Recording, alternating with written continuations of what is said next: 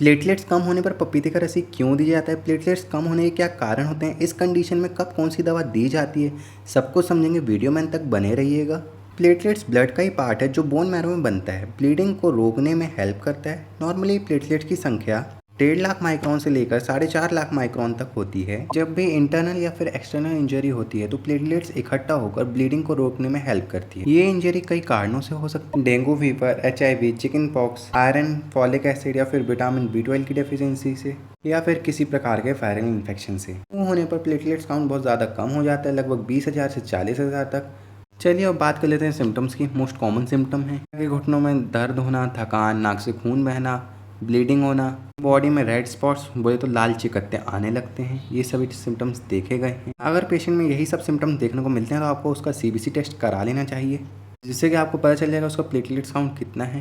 चलिए अब बात कर लेते हैं इसके ट्रीटमेंट की, प्लेटलेट्स काउंट को कैसे बढ़ाया जा सकता है। पहले हम बात कर लेते हैं होम रेमेडी, घरेलू नुस्खों के बारे में। हमारे पूर्वज जिन्हें सालों से फॉलो करते जा रहे हैं, पैसा बिल्कुल नहीं लगता, बस नॉलेज है और व्यक्ति के सूट करने के ऊपर डिपेंड करता है। ये प्लेटलेट्स काउंट को बढ़ाने के लिए बीटरूट, चुकंदर, गाजर, पपीता, पपीते की पत्ती, आंवला, गाजर, नारियल पानी, बकरी का दूध एवं कीवी जैसे फल को लेने की सलाह दी जाती है। जानता हूँ कि फलों से हमें बहुत सारे पोषक तत्व मिलते हैं, न्यूट्रिशन मिलते हैं, बहुत सारी बीमारियों में काम में आते हैं, लेकिन ये पपीते की पत्ती में ऐसा क्या होता है कि जो प्लेटलेट्स काउंट को हमारे बढ़ा देते हैं। दोस्तों ये जो पपाया लीफ होता है इसमें कुछ बायोएक्टिव कंपाउंड पाया जाता है जो हमारी बॉडी में मौजूद इन्फ्लामेशन को कम करता है और प्लेटलेट्स काउंट को बढ़ा देते हैं। वो कुछ बायोएक्टिव कंपाउंड के नाम जो हमारे प्लेटलेट्स को बढ़ाने में हेल्प करते हैं, यही कंपाउंड हमारे पपाया लीफ में पाए जाते हैं। और बीटरूट, पपाया, कीवी, नारियल, बकरी का दूध, इन सभी में पाया जाता है लेकिन कम मात्रा में। लेकिन जो हमारा पपाया लीफ है उसमें ये कंपाउंड ज़्यादा मात्रा में पाया जाता है। पेशेंट को ये होम रेमेडी सूट नहीं करती तो पेशेंट को कुछ मेडिसिन दी जाती हैं। अगर वो पपाया का जूस नहीं पी पाया, पपाया के पत्ते का जूस नहीं पी पा रहा है, जो प्लेटलेट्स की संख्या को बढ़ाने में बहुत ज़्यादा कारगर है, अगर वो जूस नहीं पी पा रहा है तो उसका जो एक्सट्रैक्ट है उसी के एक्सट्रैक्ट से कई सारी मेडिसिन बनती हैं, तो वो मेडिसिन को हमें पेशेंट को देना चाहिए। इन मेडिसिन को आप डॉक्टर की सलाह पर दे सकते हैं, डॉक्टर भी इन मेडिसिन को रिकमेंड करते हैं। कर लेते हैं इनकी डोज की। अगर बात की जाए कैरेपिल की तो इसे दिन में 3 बार TDS लेने की सलाह दी जाती है। इसकी एक गोली को आपको दिन में 3 बार लेना है। अगर इसी पपाया लीफ का आप लिक्विड फॉर्म में प्रिपरेशन लेते हैं तो इसे 5 से 10 ml लेने की सलाह दी जाती है। ये पेशेंट की कंडीशन के ऊपर डिपेंड करता है उसे कितना देना है। इनमें से आप किसी को भी ले सकते हैं, लेकिन एक बार अपने डॉक्टर की सलाह जरूर ले लें।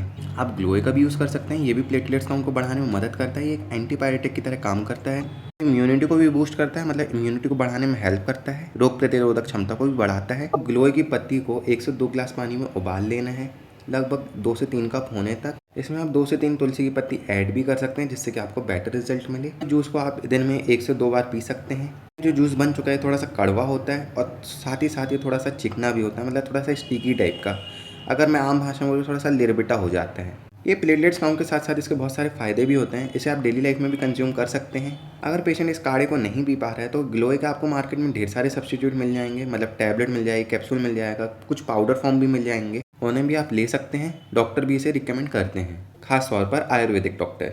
इसकी आपको मार्केट में टैबलेट और पाउडर फॉर्म में प्रिपरेशन मिल जाएंगे। में से किसी भी एक प्रोडक्ट का यूज़ कर सकते हैं। एक बार अपने डॉक्टर की सलाह ज़रूर ले लें। चलिए अब बात कर लेते हैं कुछ एलोपैथिक मेडिसिन की, मतलब अंग्रेजी दवाइयों की। इस कंडीशन में डॉक्टर पेशेंट को कॉर्टिकोस्टेरॉइड भी रिकमेंड करते हैं। जैसा कि आपको पता होगा, कॉर्टिकोस्टेरॉइड हमारी बीटामेथासोन और डेक्सामेथासोन होती हैं। बेसिकली इन्हीं के इंजेक्शन को रिकमेंड किया जाता है। एंटीबॉडीज़ को डिस्ट्रॉय कर देता है, उन एंटीबॉडीज़ को जो प्लेटलेट्स के प्रोडक्शन को रोक देती हैं। पेशेंट में जो इंटरनल एक्सटर्नल ब्लीडिंग हो रही थी वो भी अब रुक जाती है। सेकंड है हमारा डॉप्टिलेट, ये भी पेशेंट को रिकमेंड किया जाता है। इसका जेनरिक नेम है एवेट्रोमोपेग। ये मेगाकैरियोसाइट को स्टिमुलेट करता है, जिससे प्लेटलेट्स का प्रोडक्शन जो है वो बढ़ जाता है। मार्केट में आपको एक इंजेक्शन और मिल जाएगा रोमी नाम से। इसका जेनरिक नेम होता है रोमिप्लोस्टिन। ये पाउडर फॉर्म में होता है। इसे डिस्टिल वाटर से डाइल्यूट करके पेशेंट को दिया जाता है। ये एंडोजेनियस ग्लाइकोप्रोटीन हार्मोन को रेगुलेट करता है, जिससे प्लेटलेट्स का प्रोडक्शन जो है बढ़ जाता है बोन मैरो के अंदर। आप प्रोमेक्टा नाम के टैबलेट का भी यूज़ कर सकते हैं। ये बोन मैरो में प्लेटलेट्स के प्रोडक्शन को इंक्रीज करने में हेल्प करता है। अगर बात करें इसकी डोज की तो ये पेशेंट की कंडीशन पर डिपेंड करता है कि डॉक्टर उसे कितना रिकमेंड कर रहे हैं। अगर पेशेंट इस टैबलेट को नहीं ले पाता है तो डॉक्टर इसकी जगह इसके सब्स्टिट्यूट करके दूसरे इंजेक्शन को रिकमेंड करते हैं।